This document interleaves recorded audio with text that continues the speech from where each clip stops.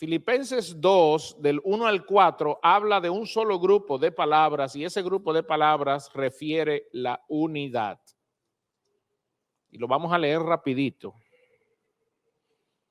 Dice así: por tanto, si alguna consolación en Cristo, si algún consuelo de amor, si alguna comunión del Espíritu, si algún afecto entrañable, si alguna misericordia, completen mi gozo, dice Pablo, ¿haciendo qué? Dice ahí, sintiendo lo mismo, teniendo el mismo amor. Y otra vez dice, unánimes, y otra vez dice, sintiendo una misma cosa. Es decir, ese solo verso menciona la palabra unidad 4 veces.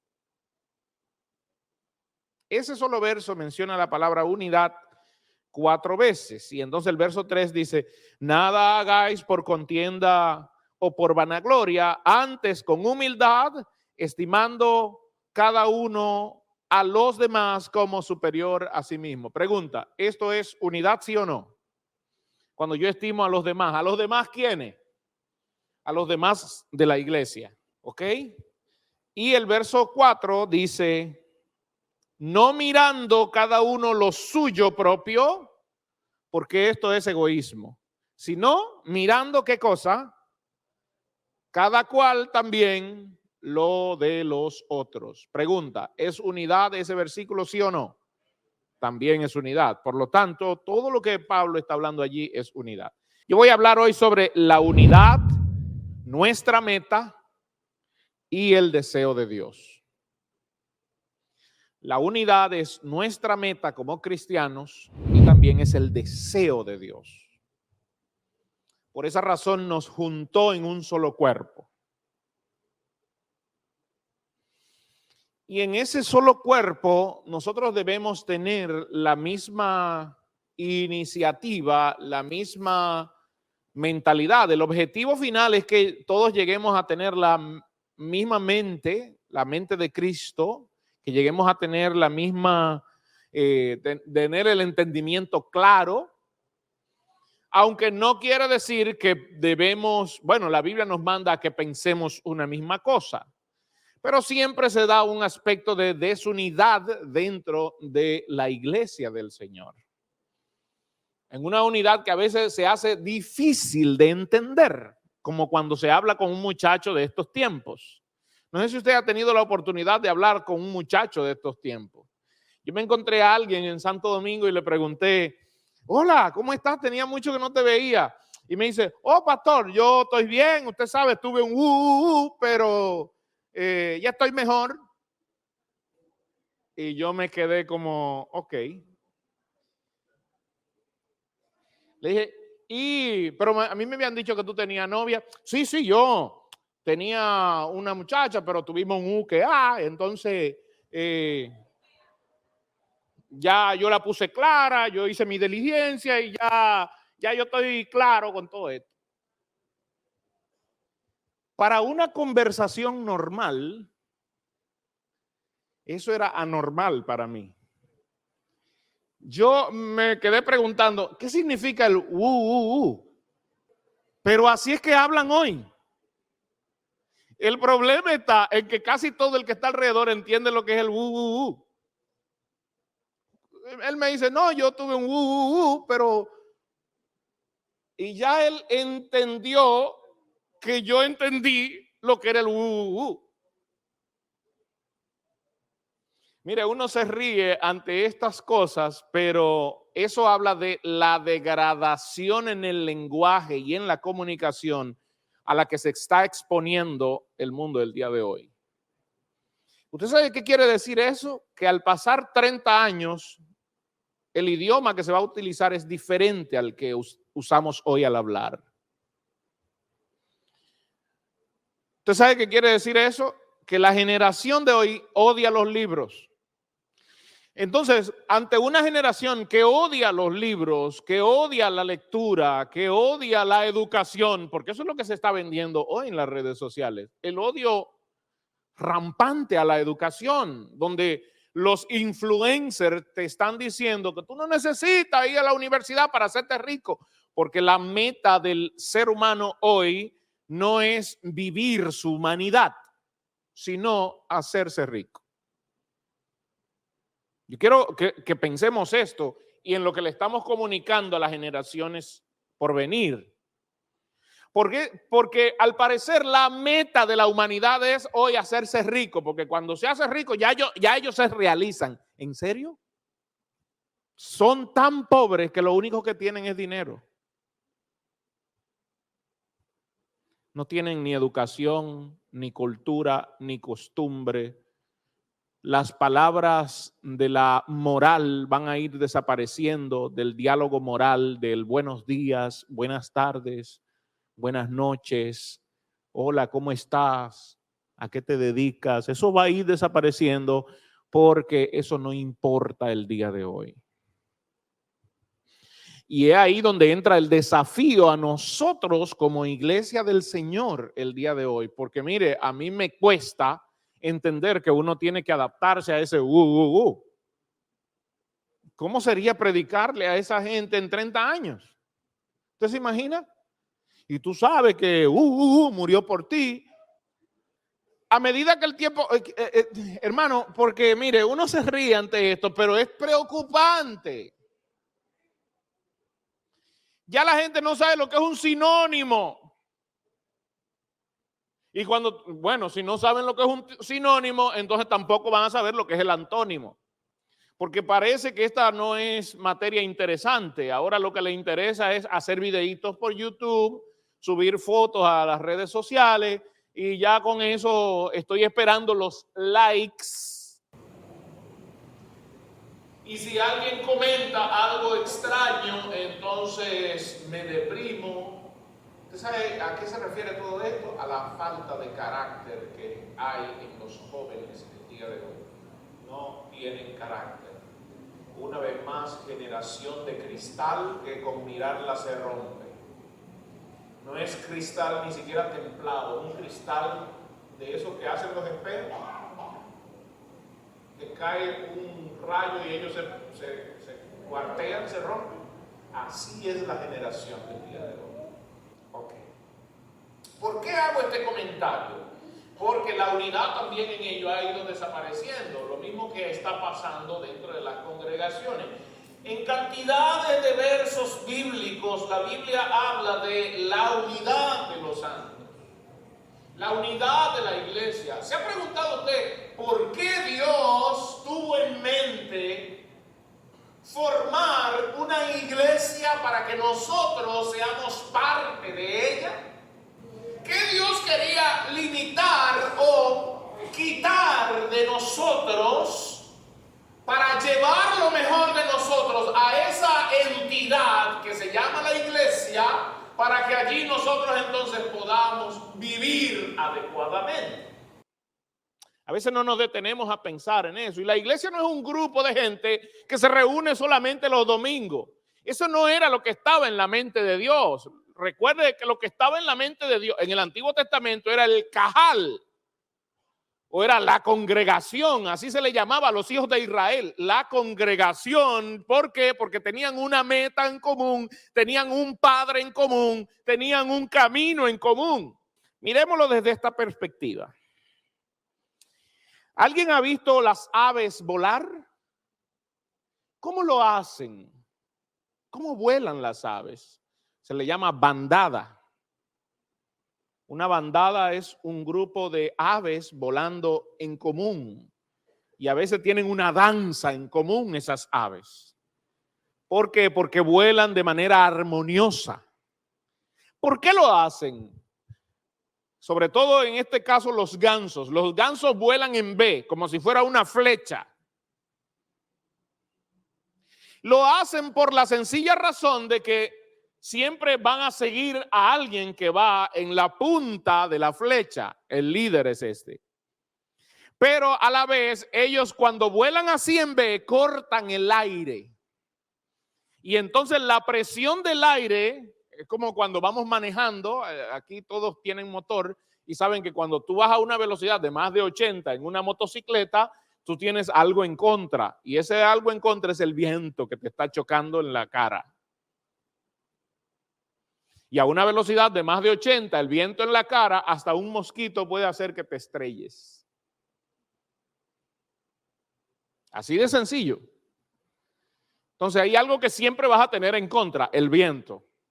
Pero las aves vuelan en B, ¿para qué? Para ellos ir cortando el viento y que la presión del aire sea distribuida en toda la flecha que van teniendo, en todo el trazo en B que van teniendo. Ojo con esto.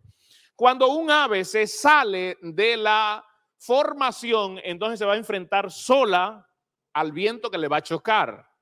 Por lo tanto, es más conveniente para las aves volar juntas.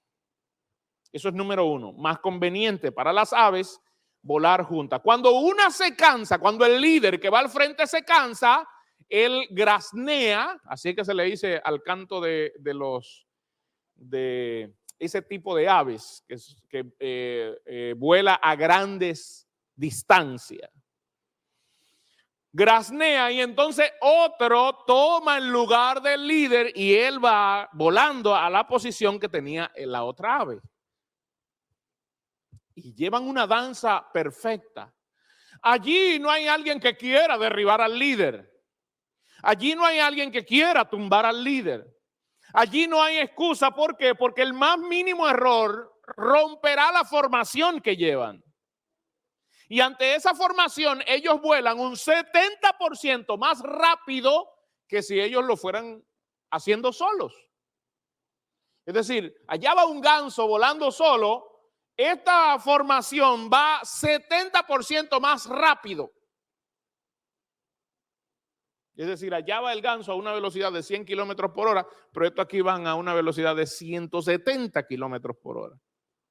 Más rápido, llegarán más rápido al lugar y menos cansado, porque aquel se va enfrentando solo a las adversidades, pero aquí lo vamos haciendo en conjunto.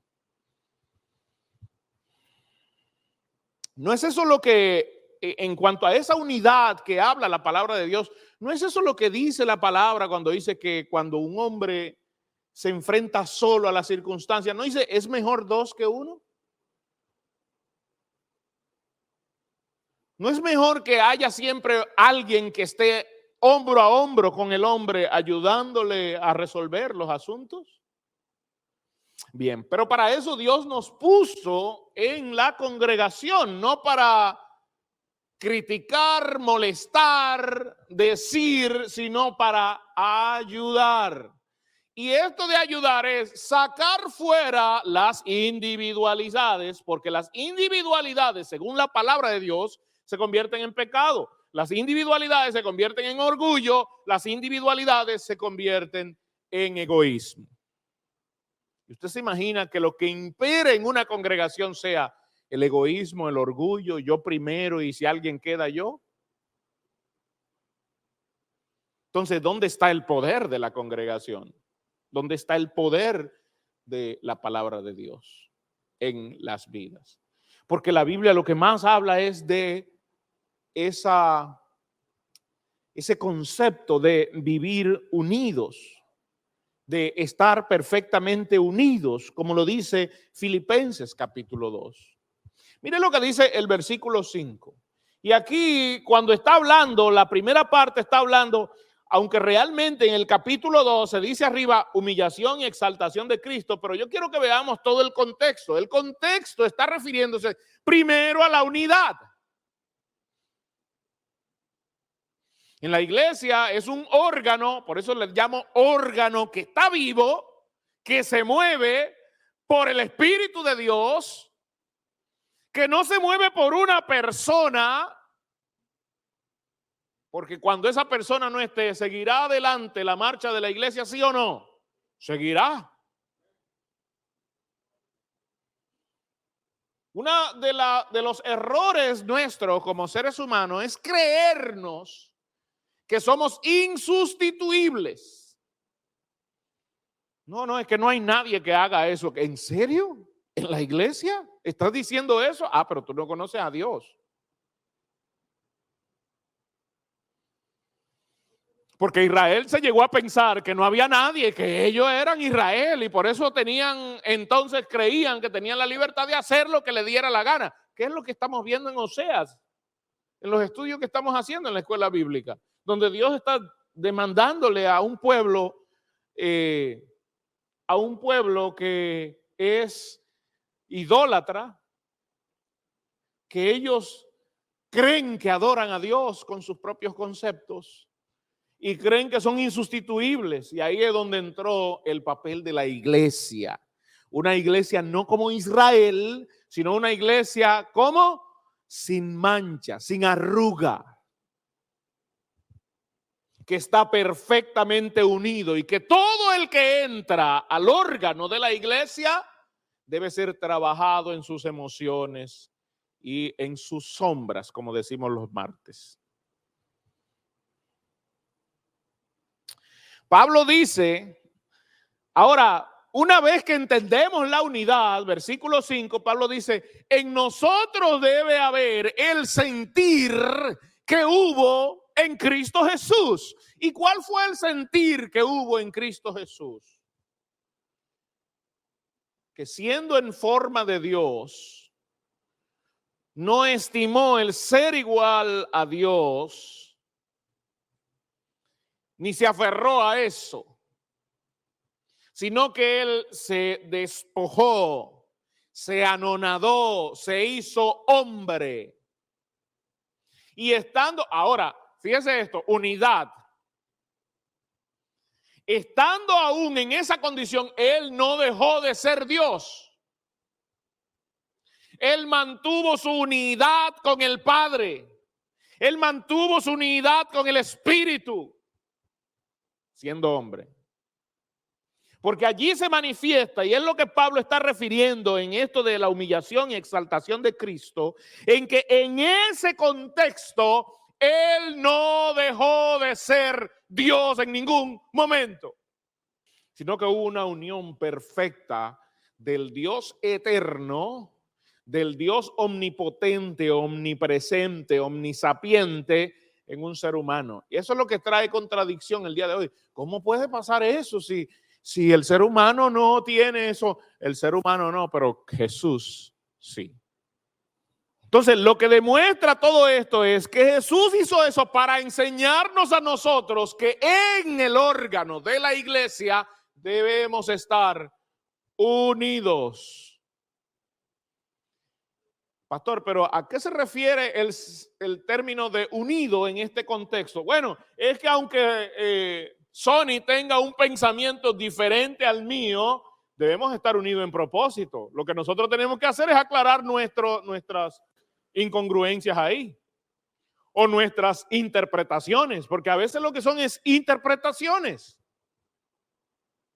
El problema radica a veces en cuando yo me pongo en una postura creyendo que mi postura es la verdadera y que todas las demás son falsas.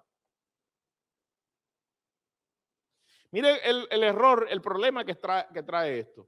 Yo me pongo en una postura de que la Biblia debe ser agarrada así, y cuando alguien la agarra de otra manera, entonces yo, en vez de enseñarle por qué se debe agarrar así, juzgo a la otra persona diciendo, por eso es que tú estás como estás, eres un hijo del diablo, mira cómo agarra la Biblia. Hermano, ese tipo de cosas es que ha llevado a la gente a dividirse dentro de la congregación.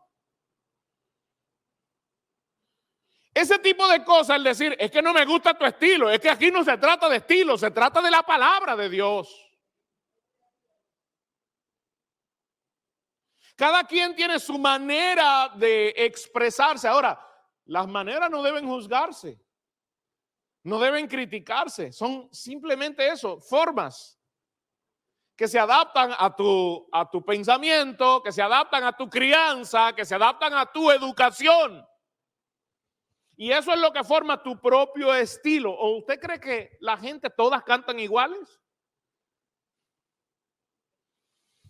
Oí a un muchacho cantar, y Dios, canta bellísimo, gloria a Dios, pero hace demasiado melismas. Un melisma es el juego de voces que hacen arriba. Eso se llama melisma en el canto. El problema con esto es que eso empalaga. Y a veces la gente no está pensando, y es lo que está pasando el día de hoy. No están mirando lo que se cantan porque lo que estamos prestando atención es, wow, mira cómo subió, wow, mira lo que hizo allá arriba. ¿Y qué palabra fue que dijo? ¿Qué sé yo? No están en eso. Entonces juzgamos por los melismas que haga alguien, que ese sí canta bien, aunque lo que esté cantando sea un tollo. ¿Qué diferencia hay entre ese y el que dice, no, porque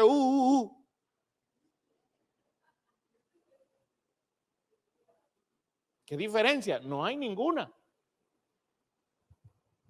A veces nosotros queremos resolver las cosas sin darle participación a Dios.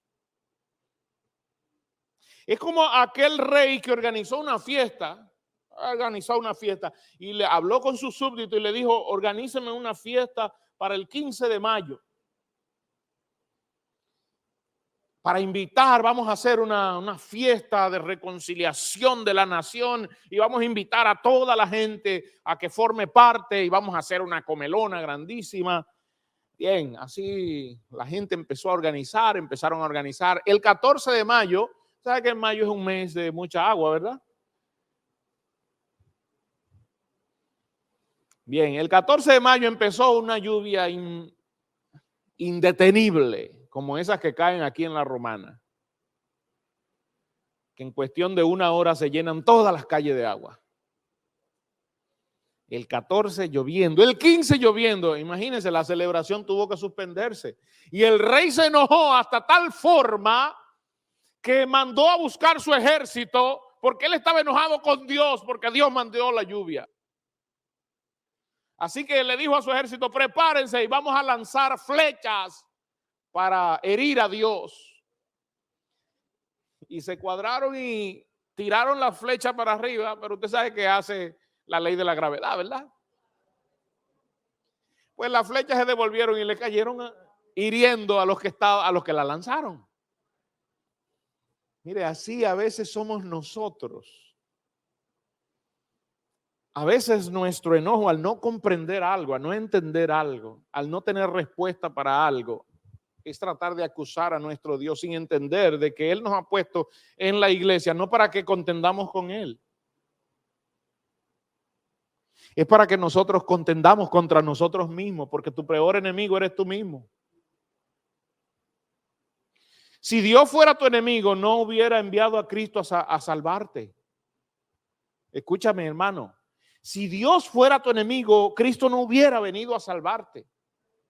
Pero nosotros tenemos una posición, creemos que desde nuestro tan pequeñito planeta Tierra, comparándolo con el vasto universo, podemos solucionar el conflicto del mundo. Y muchos de los que piensan así, ni siquiera el conflicto de su casa pueden solucionar. Quieren solucionar el conflicto en la casa de alguien. Y a veces cuando se trata de la casa de Dios, creen que pueden solucionar el conflicto, pero cuando tú vas a su propia casa, hay un desorden. Sus hijos no le obedecen, su esposa anda haciendo lo que le da la gana, él mismo no tiene orden en su propia vida, pero quiere solucionar el conflicto en la casa de alguien más. Oh, gloria a Dios. No entendiendo que hemos sido llamados. Hemos sido llamados. El apóstol Pablo lo dice demasiado claro en Romanos capítulo 12. Vaya conmigo allá, por favor. Porque a veces estas escrituras se nos pasan de largo. Romanos 12 empieza muy bien el apóstol Pablo y estas las repetimos una y otra vez. Sin embargo, desde el versículo 9 hasta el versículo 18, ahí nos da unas herramientas que deberíamos tomar y aplicarla a nuestra manera de ser dentro de la congregación, dentro de la iglesia de Jesucristo. Y si hay cosas que no complacen a Dios, entonces deberíamos tornarnos a eso y bajar nuestro rostro y decir, yo debo cambiar. Mire lo que dice Romanos desde el verso 9. El amor sea sin fingimiento. ¿Cuánta gente fingiendo amor dentro de las congregaciones? El concepto del amor no es una palabra. No es como decirle a Henry, yo te amo. Si no hay una demostración real. ¿Usted entiende, hermano? Porque yo prefiero que a mí no me lo digan y que me lo demuestren. ¿Están de acuerdo conmigo, mujeres? ¿Sí o no? Que las mujeres son más proclives a... Hay que decírselo, claro, que las amamos, pero ellas están evaluando bien. Porque el amor no es una palabra.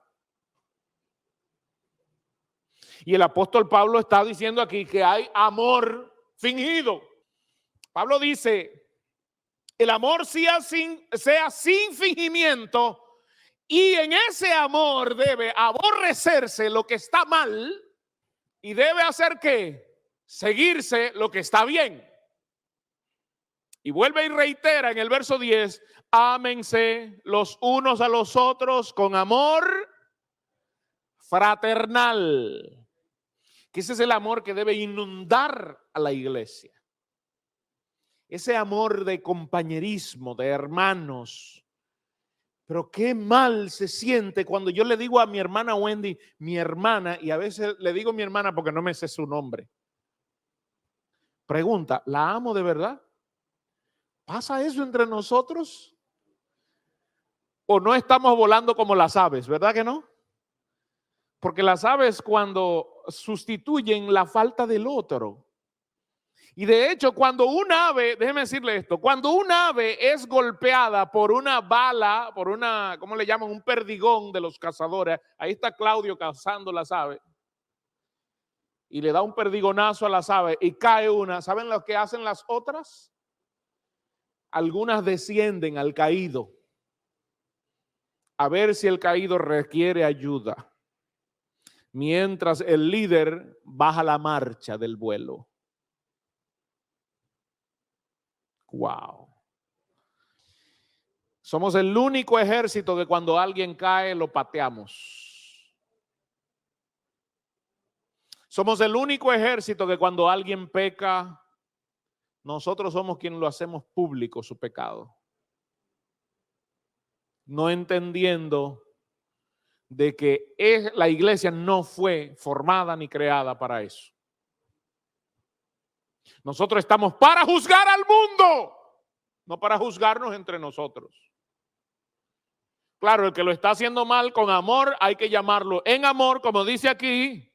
Hay que llamarlo en amor y confrontarlo en amor, buscando su bienestar y buscando el bienestar del órgano, pero no para destruir, porque la iglesia no está para destruir. Pero uno se da cuenta en este caminar que se ve de todo, de gente que no ha sido reformado por Cristo, que te mete zancadilla, que habla mentira, que...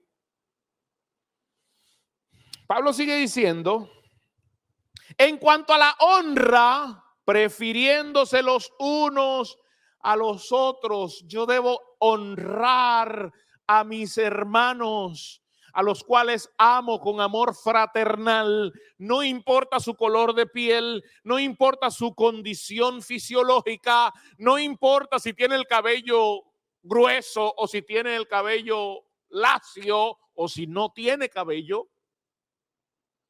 Porque todos los que han sido salvados por Cristo fueron puestos a mi lado para que yo también pueda mirarlos con honra y con honor. No importa su condición. Porque aún dentro de este pueblo vemos que si fulano anda a pie, pero si fulano anda en un Audi A6, en una X5, ¿a quién nos acercamos más? ¿Al que se pone un perfume que lo compró en una Bájate o al que se pone el Eternity de Calvin Klein. Gloria a Dios. Yo quiero que nosotros vayamos reflexionando esto en nuestra vida. El amor sea sin fingimiento. El amor debe ser un amor de entrega, un amor fraternal, y nosotros debemos honrarnos los unos a los otros, mirarnos con honor. Hermano, si tú fuiste traído del mundo, no importa a lo que te dedicabas, no importa el pecado que cometías, entonces eres digno de ser visto como mi hermano, como mi amigo, porque si estás aquí eres un vencedor, porque Cristo te ha hecho vencedor. No porque tú eres, no, porque Cristo te ha hecho, porque la honra quien te la da es Cristo. Lo que tú eres hoy fue por lo que Cristo hizo por ti, no por lo que tú has hecho por ti. Nosotros mismos una vez hicimos asesión de personas. Eso es del pastor, súbeme al pastor allí. Honrábamos a los pastores y el que no era pastor, entonces, eso es bajo. Porque toda persona, la misma sangre se derramó sobre todos. La misma sangre se derramó sobre todos. Y si nosotros dentro del pueblo, dentro del órgano que es la iglesia, hacemos asesión de personas, ¿cuánto más al momento de salir a buscar y a predicar el evangelio sobre los perdidos? ¿Usted cree que llegamos a la casa de alguien que no tiene nada, que no ha comido nada, y vamos a mantener nuestra posición? Entonces ahí es donde aparecen las palabras del Señor cuando dice: apartaos de mí porque tuve hambre y no me diste de comer, estuve enfermo, estuve en la cárcel.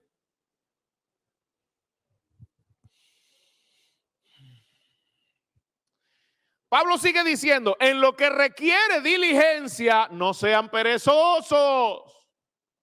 ¿Por qué dejar para mañana lo que debes, lo que tienes que hacer hoy?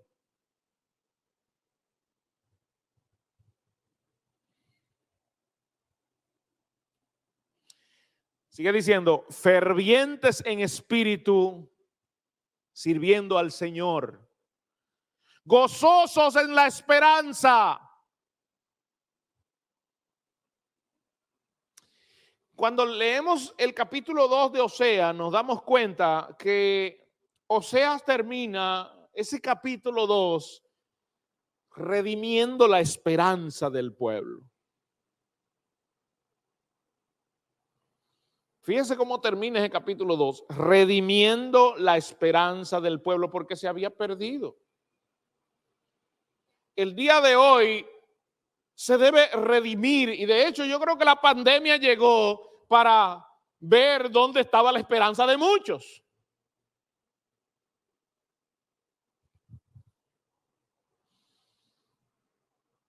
Y déjame decirte algo. Una pandemia no determinará que es el tiempo del fin. Ni lo determinará que Rusia esté peleándose con Ucrania. Lo que determina el tiempo del fin es lo que la palabra de Dios dice. Todo esto lo que es rumores. Oiréis de guerra, de rumores. Bueno, la Biblia le llama principios de dolores.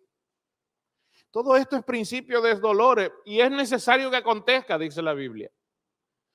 Pero también dice, pero todavía no es el fin.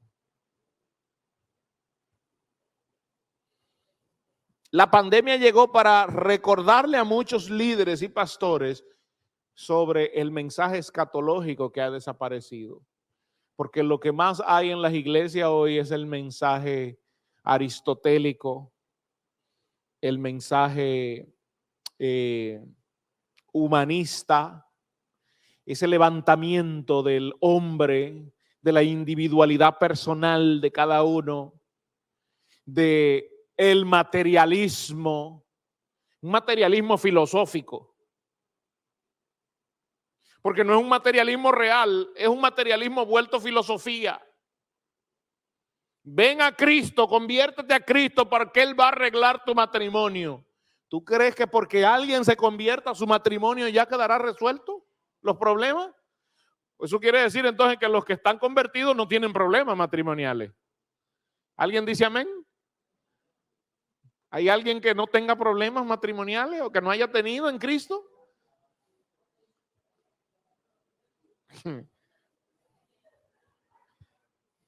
Entonces lo que se está predicando sobre esto es igual que decir,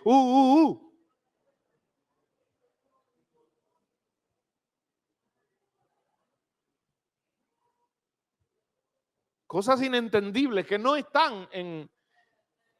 Ven a Cristo y Él va a hacer que tu negocio crezca. Ajá, ¿en serio? Ven a Cristo y Él va a hacer que tenga casas nuevas y carros nuevos y jipetas nuevas.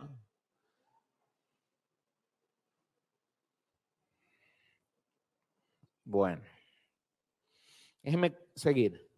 Verso 12, gozosos en la esperanza, sufridos en la tribulación, constantes en la oración, compartiendo para las necesidades de los santos. Y esto es unidad.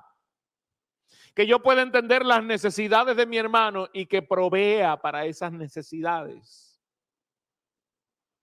Óigame bien, que yo pueda entender, comprender la necesidad de mi hermano, porque hay hermanos que necesitan la comida de hoy, pero hay otros que lo que necesitan son unos zapatos. Tienen lo de la comida resuelta.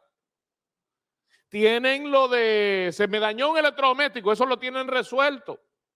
Pero hay otros que no tienen cómo, hay otros que ni siquiera el electrodoméstico tienen. Y la pregunta es aquí, esto también no habla de la unidad, de que yo vea la necesidad de mi hermano, pero es que no solo la vea, es que provea para su necesidad. Y si tengo, ¿por qué no hacerlo?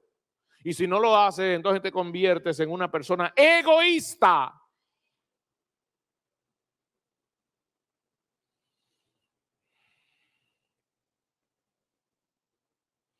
Compartiendo para las necesidades de los santos. Cuando nosotros hablamos aquí del Departamento de Bien Social, hermano, queremos hacerlo. ¿Usted cree que la iglesia no puede ir y comprar 3 sacos de arroz todos los meses? Y la iglesia puede preparar 30 raciones alimenticias y regárselas a los hermanos. Podemos hacer eso sin ningún problema. Eso no nos genera a nosotros. Mire, eso es como un mosquito que se asienta en nuestro hombro. Podemos hacer eso y Dios va a abrir las puertas para que se hagan. Pero ¿por qué entonces cada domingo estamos comunicándole a los hermanos, hermanos, recuerde Bien Social, recuerde su aportación? Nosotros queremos, como iglesia del Señor, hacer a cada uno de los miembros partícipe de las necesidades de los demás. Una vez más lo digo. Aún, mire, nadie es tan pobre que no tenga algo que compartir. Y gloria a Dios. Ojalá llegue el momento. Ojalá llegue la situación. Hay gente que nunca ha compartido nada en Bien Social. En esta casa. ¿Y sabes lo que me está diciendo con eso? No me interesa. Y al hacer eso también está echando a un lado la palabra de Dios.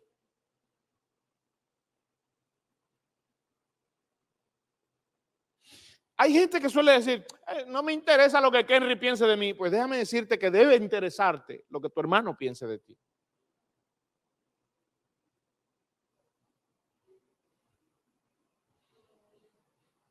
Oí a alguien decir una vez, yo no como con fulano.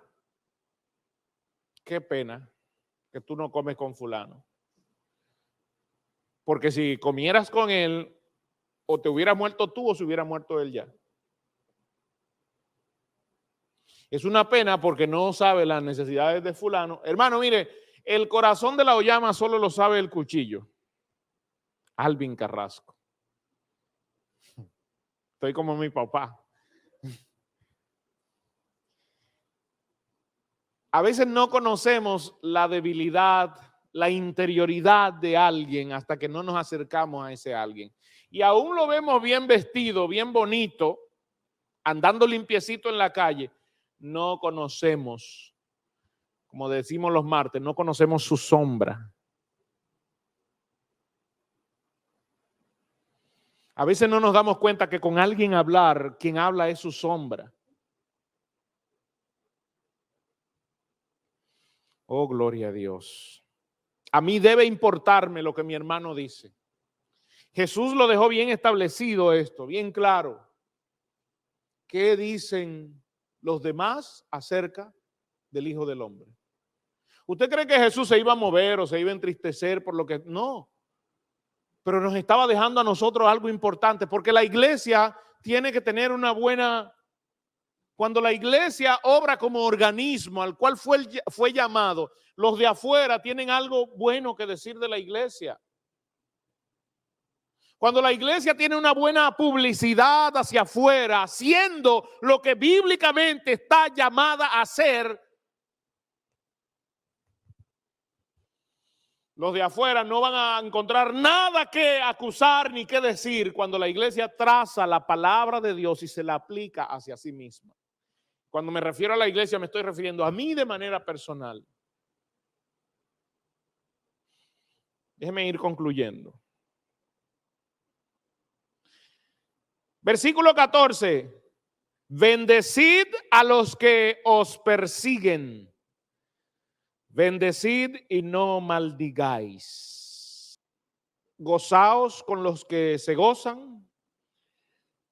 Qué bueno es estar en un lugar donde hay fiesta, como anoche estuvimos los caballeros en la casa del hermano Luisito, compartiendo allí, riéndonos de algunas ocurrencias, jugando domino. Memén me ganó. Yo le gané primero y después él me ganó.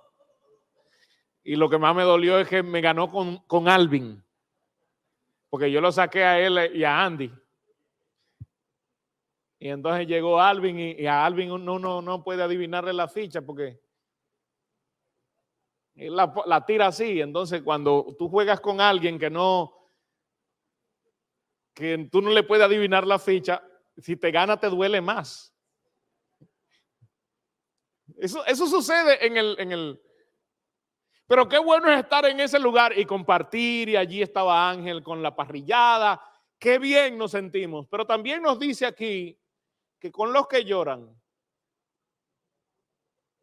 que cuando mi hermano necesita un consejo y está en su casa triste por una pérdida o algo, yo debo estar ahí. Dentro de las iglesias hay innumerable cantidad de personas que a veces ni se enteran. Hermano, tú debes entender que cuando a alguien dentro de tu casa, de tu iglesia, tiene una pérdida, es como si tú tuvieras esa pérdida. Porque somos los miembros los unos de los otros. El mismo espíritu es el que nos mantiene conectado al cuerpo. Por lo tanto, si mi hermano está dolorido por algo, el cuerpo entero tiene que estar adolorido. La pérdida de alguien también es mi pérdida, hermano. ¿No dice el proverbio que es mejor estar en la casa del luto que en la casa de la alegría?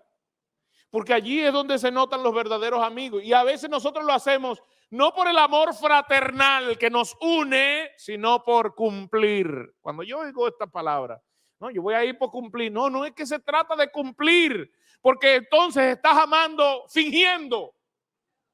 ¿Usted entiende el concepto de voy a ir por cumplir? Eso es amar con fingimiento. El decir, te acompaño en tu sentimiento, ¿lo he escuchado eso? ¿Realmente me estás acompañando en el sentimiento que tengo? ¿En la emoción que tengo ahora mismo? ¿En el dolor que tengo me estás acompañando? No, tú vienes, lo dices y te vas, ¿y a ti qué te importa? Pero el que realmente me acompaña no lo dice, él viene, da la cara y se sienta conmigo y me dice, ¿qué necesitas? ¿En qué te puedo ayudar?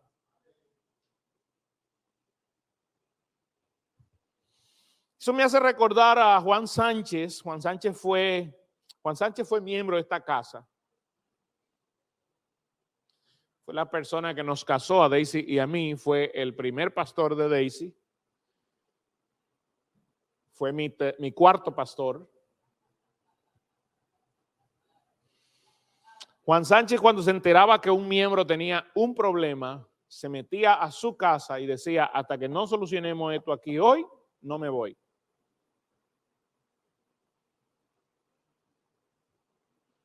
Eso hacen los hermanos.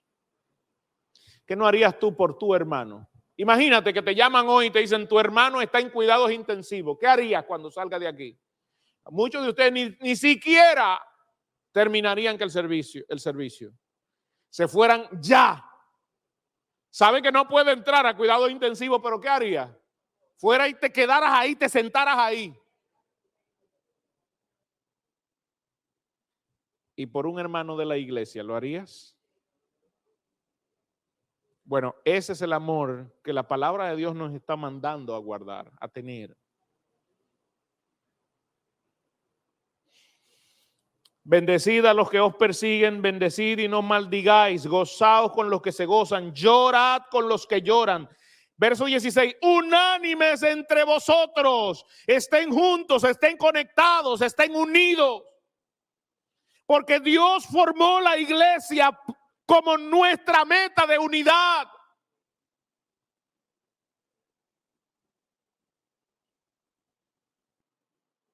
El deseo de Dios es que el pueblo de Dios, los salvados por Cristo, estén perfectamente unidos en un cuerpo que se llama la iglesia. Imagínense por qué Pablo empieza a escribir la carta de Primera de Corintios. Era el primer tema, el más grande que él trató allí. El más grande que él trató allí no fue que alguien se acostó con la esposa de su padre. Ese no era el tema más grande allí. El tema más grande allí no fue el problema de los dones que tenían Corintio, porque todo eso degeneró al primer problema, al mayor problema, que era la división entre ellos. Como están divididos, no entienden lo que está haciendo el otro, no pueden juzgarlo. Como están divididos, cada cual usa los dones como le da la gana. Porque si estuvieran unidos, eso no pasara. Por eso él dedica en Primera de Corintios 4 capítulos, los primeros 3 capítulos, a tratar el tema de la división entre ellos.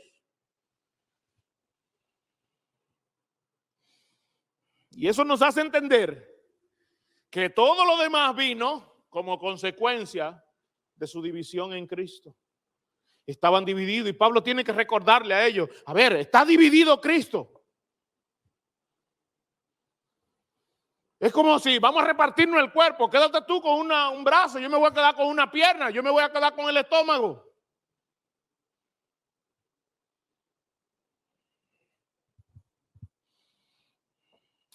Unánimes entre vosotros, no altivos,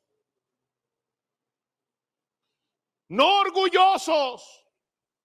El orgulloso debe ser sometido bajo el dominio propio. Eso es lo que dice Pedro. A la virtud añádanle conocimiento y al conocimiento añádanle dominio propio. Es decir, que mientras más yo me lleno de conocimiento, no es para mi altivez y orgullo, sino para ¿qué? Para someter todo eso al dominio propio, saber de que si soy algo es porque Cristo murió por mí. Gloria a Dios. Unánimes entre vosotros, no altivos, sino asociándoos con humildad. ¿Cómo es? Asociando, bueno, eso lo dice más claro. No sean altivos, no sean orgullosos. Mire, hermano, y eso lo hace nuestro orgullo. Ya yo dije que, lo reitero aquí. Yo tengo una inclinación hacia el orgullo. Dije también, Cuando usted me ve andando sencillito, a veces con tenisito, con pantalón jean, con polocher, entiéndame. Lo que le estoy pidiendo es no me juzgue, entiéndame. Porque yo tengo chaqueta de todos los colores y todos los días, bueno, esta me la estoy...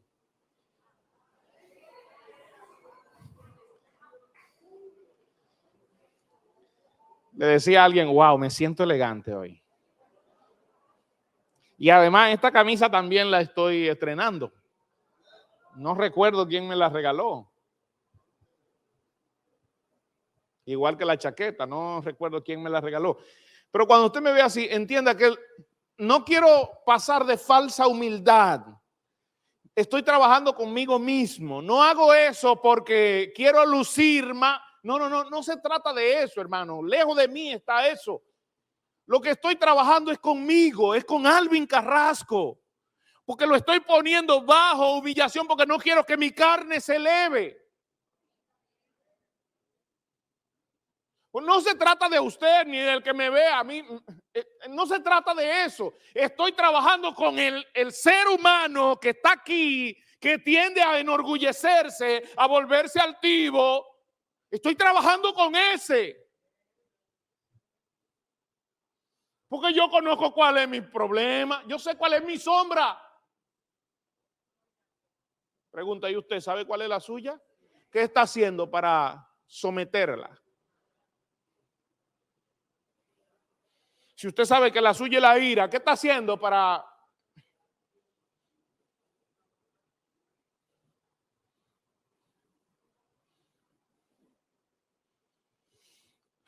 Por eso dice, no altivos, sino asóciense con quienes, con los que menos tienen. Con los que se vean más pequeñitos. Porque en este camino es en el único camino donde tú avanzas sometiéndote. ¿No es eso lo que dice Efesios?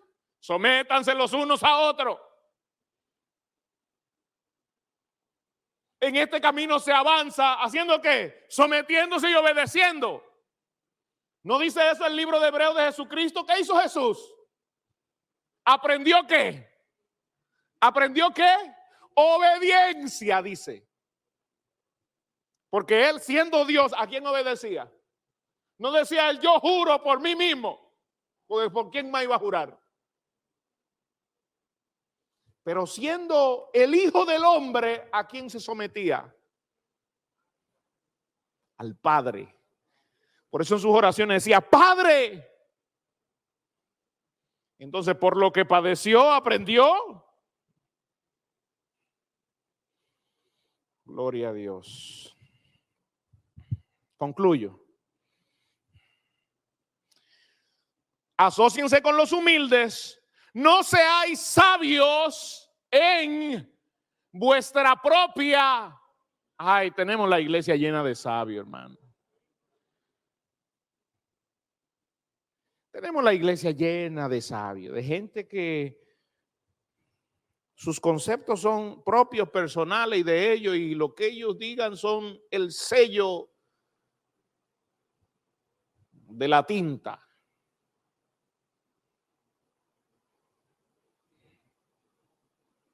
Y eso lo vemos en todos los ámbitos. De hecho, hasta nuestros comentarios, cuando los expresamos, no aceptamos corrección de nuestros propios comentarios. La palabra nos dice, no seáis sabios en vuestra propia opinión. Mejor dicho, deja que la sabiduría sea los demás, pero no es para que te la creas tampoco, es para que la sometas a la orden de Dios. No paguéis a nadie, verso 17, mal por mal, sino procurad lo bueno delante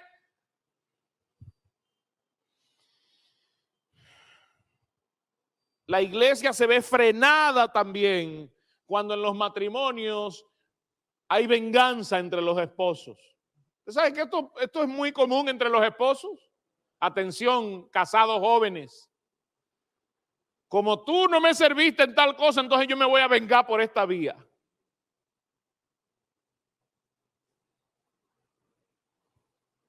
Y no nos damos cuenta, como dice el escritor del libro Amor y Respeto, que caemos en un ciclo alienante que va de corrupción en corrupción.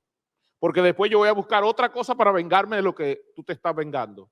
Y entonces de venganza en venganza nuestro matrimonio no avanzará. Si me hiciste algo que a mí no me gustó, pues esposo, si le hiciste algo a la esposa y ella te está diciendo que no le gustó, entonces acércate a ella, pídele perdón. Y cierren eso ahí. Y todo se hace con una conversación y con un perdón, pero con un perdón verdadero. En la iglesia también pasa eso. El pastor dijo algo que no me gustó, pero lo dijo por la palabra. Sí, fue en la prédica. Bueno, yo no sabía lo que te estaba pasando. Si no te gustó, hermano, perdóname a mí, y entonces resuelve tu tema con Dios. Yo no lo sabía, tú no me lo dijiste, ¿verdad? No paguéis a nadie mal por mal, procurad lo bueno delante de todos los hombres. Y aquí no solo es hacer lo bueno, sino también pensar lo mejor de todos. Pero que Ángel miró mal a Claudio. No, es que yo tengo que entender que Ángel no es así. No, pero que de quien tú me estás hablando no es de Ángel Salvador. Ángel no es así. ¿Por qué? Porque, número uno, él es mi hermano, es miembro de mi iglesia. Yo no estoy para juzgar a Ángel. Ángel, alguien me dijo que usted miró mal a Claudio. Ángel, no, yo no lo miré mal. Lo que pasa es que esa persona estaba observando desde un punto de vista que de donde él estaba observando todo era mal. Bueno. Usted sabe que por eso vienen tantas contradicciones entre la iglesia y tanto problema y tanto chismoteo, porque alguien vio y entendió. La semana pasada yo decía, nosotros no vemos las cosas como son, sino como somos nosotros. Y lo adaptamos a nuestra manera de vivir. Y entonces damos una interpretación según nosotros. Según lo que yo vi. O según lo que yo entendí, porque cuando yo digo cada uno entiende algo. ¿Qué interpretación le iba yo a dar a este muchacho que me dice, no, yo estoy bien, usted sabe que y entonces yo me quedo, pero ¿cuál es el significado de ese Si ese muchacho tiene otra conversación con otro muchacho con él, estoy seguro que el muchacho va a entender lo que es el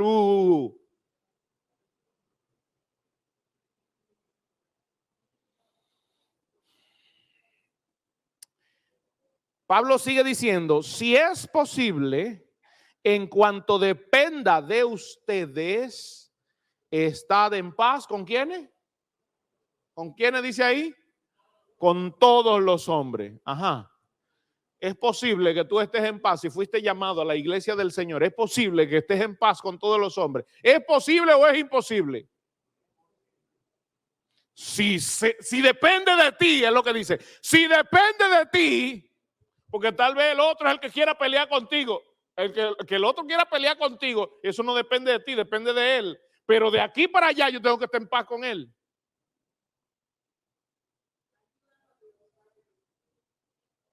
Pero nosotros a veces somos los causantes de nuestros propios dolores y nuestros propios problemas. Jonathan me cae mal. ¿Pero y qué te hizo Jonathan? No sé, pero él me cae como pesado. No, ese es un sentimiento que hay que sacar de nosotros. Ese sentimiento no puede ser albergado en alguien que se llama Iglesia de Jesucristo. Escúcheme, hermano. Ese sentimiento tiene que ser echado fuera porque eso no viene de Dios, sino que viene del infierno. Fulano me cae mal. No, yo tengo que saber Si soy yo, claro, es que eres tú. Porque yo no sé a ti te cae mal, pero a mí él me cae bien. Mira, hermano, la gente da lo que tiene. El que echa maldición es porque su corazón está lleno de maldición. El que te echa basura encima es porque lo que sale de su boca es basura. No le conteste con la misma basura, porque entonces vas a manifestar que lo que hay dentro de ti también es basura. El que te echa basura, recógela y bótala. Y si te la echa otra vez, recógela y bótala. Y si te critican y te acusan y te señalan, recoge eso y bótalo. Es que tu naturaleza es diferente. Tu naturaleza fue cambiada. Ya tú no eres igual a aquel. La diferencia entre él y yo no se trata en lo que nos ponemos, porque probablemente estamos vestidos igualitos. La diferencia entre él y yo es que lo que hay dentro de mí es diferente, porque en mí habita Cristo. Si en ti habita el vertedero de Duquesa, o si en ti están las maldiciones de Tutankamón, eso es un problema que tú tienes que resolverlo o traérselo a Cristo. El gran error de nosotros es que a veces este tipo de cosas están dentro de los corazones de los cristianos. Y cuando este tipo de cosas está dentro de los corazones de los cristianos, qué difícil es trabajar con ese cristiano. Wow. Por más palabra que reciban, su corazón está lleno de basura, no acumula otra cosa. Tiene que llegar el Espíritu Santo de Dios a hacer una limpieza de tal forma que la persona después esté llorando con moco y lágrimas.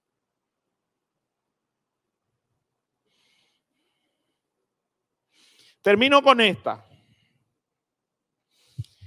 El apóstol Juan, al finalizar su tercera carta, allá conmigo, por favor.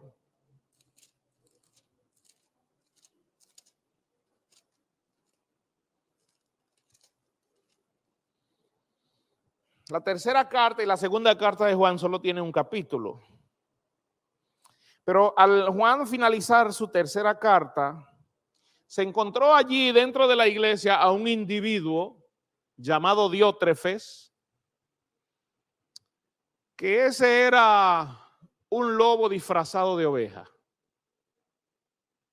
Juan dice lo siguiente en el versículo 9. Yo he escrito a la iglesia, dice Juan, probablemente Juan le había escrito varias cartas a la iglesia, pero parece que Diótrefes recibía las cartas y él se las comía con yuca.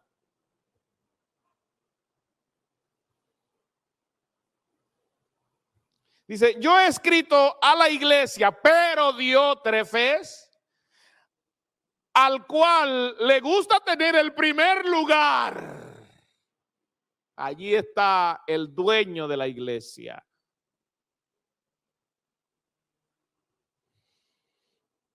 Allí está el no regenerado, porque eso habla de un corazón no regenerado.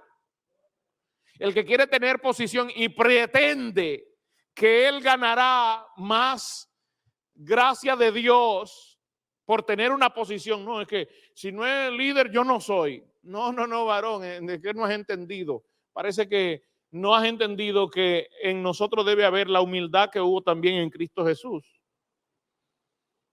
Que cuando entendió, según el libro de Lucas, que cuando él entendió que todo se le había puesto en su mano, dice, se quitó la capa, se ciñó la toalla y empezó a lavar los pies de los discípulos.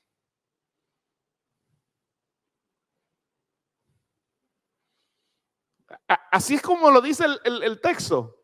Él entendió que todas las cosas habían sido puestas en sus manos, que Dios le había dado todo poder, dominio y autoridad. ¿Y sabe lo que hizo?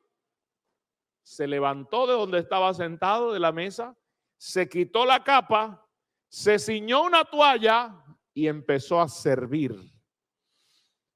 Pablo dice, haya en ustedes el mismo sentir que hubo también en Cristo Jesús, no que hubo en Diótrefes, sino que hubo en Cristo Jesús, que cuando sientan que son grandes, ese es el momento de levantarte de donde está, quitarte la capa, ceñirte una toalla y lavarle los pies a los santos.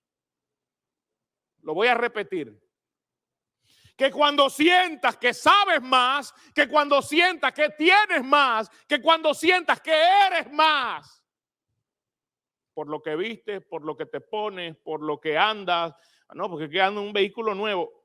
Si llega ese sentimiento a ti, es momento, si vas manejando, detente, párate de ahí, quítate la capa, cíñete una toalla y empieza a hacer obras de servicio a los demás. Porque Satanás está de alguna manera buscando el lado flojo para que explotarte por ahí. Mire lo que hacía este Diótrefes. Las cartas no se leían en la iglesia porque él no lo permitía. Él era el líder, el dueño. Yo he escrito a la iglesia, pero Diótrefes, al cual le gusta tener el primer lugar entre ellos, no nos recibe. Por esta causa, si yo fuere, recordaré las obras que hace parloteando con palabras malignas contra nosotros. Y no contento con estas cosas, no recibe a los hermanos, y a los que quieren recibirlo, se los prohíbe y los expulsa de la iglesia. Allí estaba el dueño de la iglesia llamado Diótrefes. Esta iglesia es mía, este monte es mío, me lo dio Jehová. Pablo no. Aquí yo y nada más que yo, y si algo queda yo. Y si yo no soy líder, nadie más.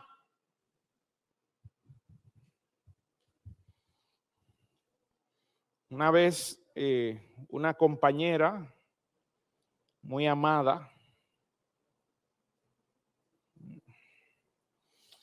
yo le dije en su cara una vez, tú tienes síndrome de púlpito.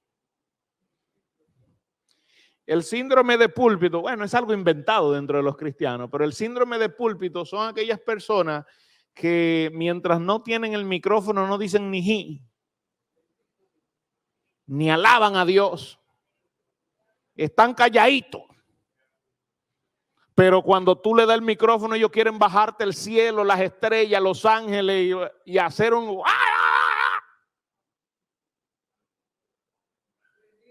Si es a otro que le toca hablar, ni van.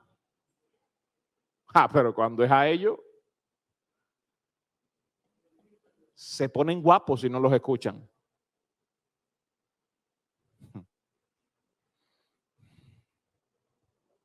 Líbrenos Dios, hermano. Usted y yo fuimos llamados a estar unidos en Cristo.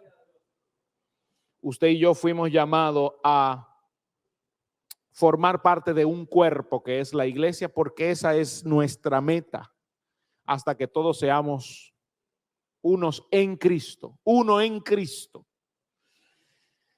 Y ese es el deseo de Dios. Por eso Él formó la iglesia, para que usted y yo seamos unos en Él.